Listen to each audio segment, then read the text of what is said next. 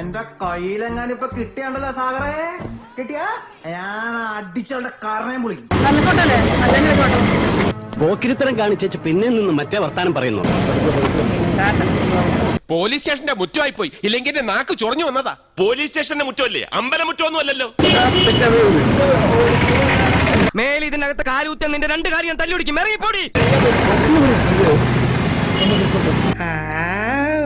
ആ നിൽപ്പ് കണ്ട എന്തൊരു പാവാ.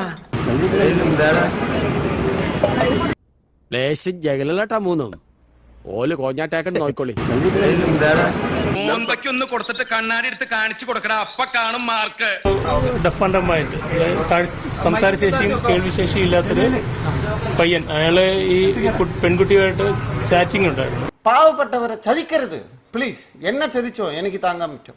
ആ ചാറ്റിങ്ങുമായി ബന്ധപ്പെട്ടിട്ട് ഇവര് 5 പേരും കൂടെ എനിക്കിതൊക്കെ ഒരു ത്രില്ലായിട്ടാ തോന്നുന്നത്. ജീവിതത്തിൽ എന്തെങ്കിലുമൊക്കെ ഒരു തമാശയൊക്കെ വേണ്ടേ? അയാളെ ഇവർ താമസിക്കുന്ന ഹോട്ടലിലേക്ക് വിളിച്ചു വരുത്തിയിട്ട് അവിടെ വെച്ച് ഉപദ്രവിച്ചതുമായി ബന്ധപ്പെട്ടുള്ള ഇവർ രണ്ട് ശരീരവും ഒരു ആത്മാവുമാണ്. ഇപ്പൊ ഏകദേശം ഇവിടുത്തെ ക്രമസമാധാനം മനസ്സിലായില്ലേ? 4 പേര് അറസ്റ്റഡാണ്. ബോധമില്ലാത്ത സ്ത്രീയെ 308 പോലുള്ള വകുപ്പ് വെച്ചാൽ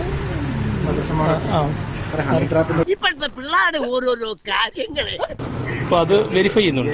ഇനി എന്തെങ്കിലും തരത്തിലുള്ള അങ്ങനെ ഇതുവരെ ഇപ്പൊ അത് പ്ലാൻഡ് ആണ്. എടാ ഞാനിപ്പോ ഒരു സെലിബ്രിറ്റിയാണ്, പിന്നെ അതിന്റെ ഒരു ലെവലൊക്കെ ഞാൻ കാണിക്കണ്ടേ? ഇതില് ഈ ലേഡി ആയിട്ടുള്ള ആൾക്ക് പ്രീവിയസ്ലി ഒന്നും കണ്ടിട്ടില്ല.